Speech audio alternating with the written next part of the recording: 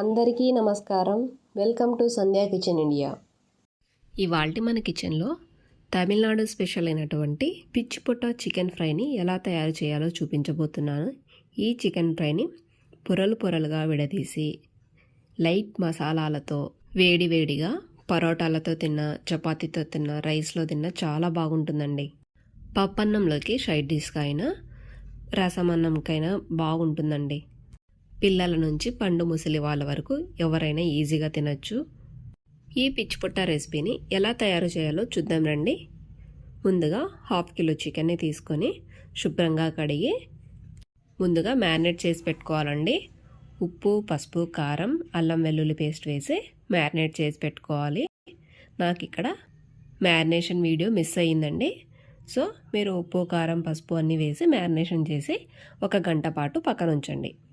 ఇప్పుడు కుక్కర్ని తీసుకొని మనం మ్యారినేట్ చేసి పెట్టుకున్న చికెన్ని వేసి ఇందులోకి 1 గ్లాస్ వాటర్ని పోసి 5-6 విజిల్స్ వచ్చే వరకు ఉడికించుకోవాలి. ఇలా ఉడికించుకున్న చికెన్ని వాటర్ అంతా పక్క కుంపి పెట్టుకోవాలి. ఈ వాటర్ని పడేయద్దండి, అలాగే ఉంచండి. మనం చికెన్ ఉడికించుకోవడానికి ఇందులో 1 డ్రాప్ కూడా ఆయిల్ వేయలేదు కదండి. కానీ ఈ వాటర్లో చూడండి ఎంత ఆయిల్ వచ్చిందో. ఈ కోడి వచ్చేసి మా ఫ్రెండ్ వాళ్ళు ఇంట్లో పెంచిన కోడి అండి. ఇది టర్కీ కోడి, అందుకే దీనికి బాగా ఫ్యాట్ వచ్చింది. ఇంట్లో పెంచుకున్న కోళ్ళు కానీ, పండించుకున్న కూరగాయలు, పండ్లు ఇలాంటివన్నీ చాలా టేస్టీగా ఉంటాయి. ఎందుకంటే ఇవి ఆర్గానిక్గా పండించుకుంటాం కదా మనము. ఇందులో ఎలాంటి కెమికల్స్, పెస్టిసైడ్స్ లేకుండా.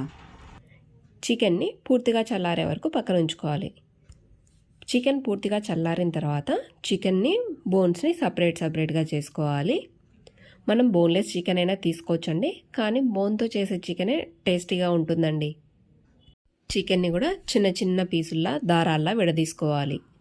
ఇలా చికెన్ అంతా తీసి పెట్టుకున్న తర్వాత ఇప్పుడు స్టవ్ పై కడాయి పెట్టుకోవాలి. మనం పాతకాలం కడాయిలు ఉంటాయి కదండి, ఇప్పుడు వచ్చిన ట్రైప్లై, నాన్ స్టిక్ ఇలాంటివి కాకుండా మన పాతకాలం నాటి కడాయిల్ని పెట్టి ఇందులో 3 టేబుల్ స్పూన్స్ ఆయిల్ వేసుకోవాలి.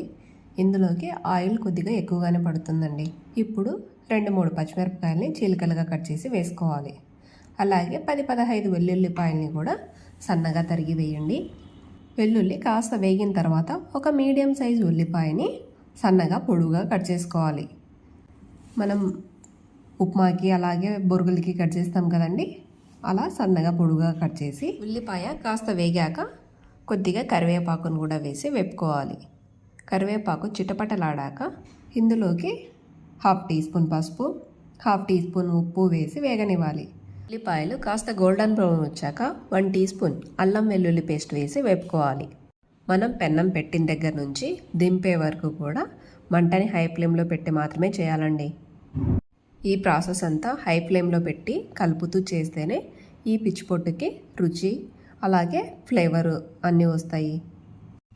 అల్లం వెల్లుల్లి పచ్చివాసన పోయాక ఒక మీడియం సైజ్ టమాటోని సన్నగా కట్ చేసి వేసుకోవాలి.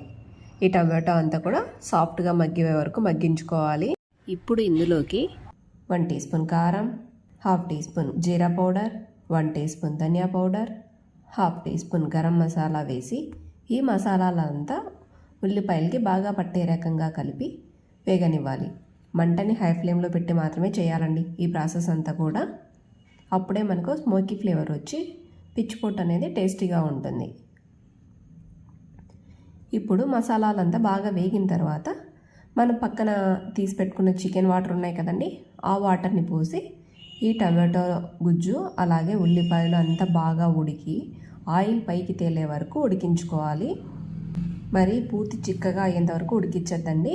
కొద్దిగా గ్రేవీలా ఉన్నప్పుడే మనం పక్కన తీసి పెట్టుకున్న చికెన్ని వేసి కలుపుకోవాలి. వెంట ఆయిల్ వదులుతుంది కదా, ఈ స్టేజ్లో మనం పక్కన తీసి పెట్టుకుని చికెన్ని వేసి బాగా హై ఫ్లేమ్ మీదనే టాస్ చేసుకోవాలి. గ్రేవీ అనేది మరీ తక్కువగా ఉన్నప్పుడు మనం చికెన్ వేసి కలిపాము అంటే మసాలాలంతా చికెన్కి సరిగ్గా పట్టవు, ఏ పైన కోటింగ్లా అనిపిస్తాయండి. అదే మనం గ్రేవీ ఉన్నప్పుడు వేసి కలిపాము అంటే చికెన్కి బాగా పట్టి జ్యూసీగా చికెన్ పిచ్చిపొట్టు అనేది చాలా బాగుంటుంది. చివరగా కొద్దిగా కొత్తిమీర అలాగే 1/2 చెక్క నిమ్మరసం పిండుకొని వేడివేడిగా సర్వ్ చేసుకున్నామంటే సూపర్గా ఉంటుందండి. ఈ పిచ్చిపొట్ట రైస్లోకైనా, చపాతీలోకైనా, రోటీలోకైనా, ఎందులోకైనా చాలా బాగుంటుందండి. తప్పక మీరు ఒకసారి ట్రై చేసి మీకు ఎలా వచ్చిందో కామెంట్ చేయండి. Thanks for watching my video. Please like, share and subscribe to my channel. Thank you.